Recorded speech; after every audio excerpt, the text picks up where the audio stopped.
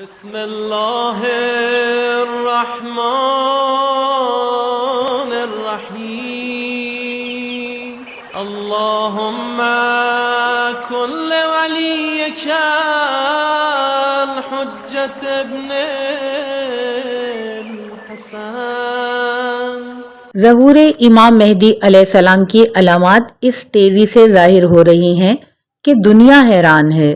منکرین امام مہدی علیہ السلام کی حیرانی کا ایک سبب یہ بھی ہے کہ قائم آل محمد کے 313 ساتھیوں میں سے بیشتر کے نام صدیوں پہلے بتا دیے گئے اور یہاں تک کہ کمانڈروں کا تعین بھی کیا جا چکا ہے۔ ہم نے پچھلی رپورٹ میں اصحاب کہف کی لشکر امام میں ذمہ داریوں کا ذکر کیا تھا۔ اس رپورٹ میں آخری امام کے سپہ سالار اور دیگر اصحاب کا ذکر کریں گے۔ امام آخر الزماں رسول اللہ صلی اللہ علیہ وآلہ وسلم کا علم لے کر ظہور کریں گے۔ حضرت علی علیہ السلام کا قول ہے کہ مہدی رکن یمانی اور مقام ابراہیم کے درمیان ظاہر ہوں گے۔ وہ ابراہیم علیہ السلام کی قمیص اور حلہ اسماعیل زیب تن کیے ہوں گے، شیش ابن آدم کے نالین پہنے ہوں گے۔ امیر المومنین نے ایک خطبے میں ارشاد فرمایا کہ حضرت مہدی جناب عیسیٰ کو دجال کے خلاف حملے میں اپنا جانشین بنائیں گے اور جناب عیسیٰ اسے قتل کریں گے۔ حضرت عمار یاسر فرماتے ہیں قبیلہ بنی تمیم کے شعیب بن صالح امام مہدی کے علمدار ہوں گے۔ یہ سفیانی کے لشکر کو شکست دے کر بھاگنے پر مجبور کریں گے اور امام مہدی کی حکومت کی بنیاد رکھیں گے۔ عبداللہ بن شریک امام محمد باقر علیہ السلام اور امام جعفر صادق علیہ السلام کے صحابی تھے۔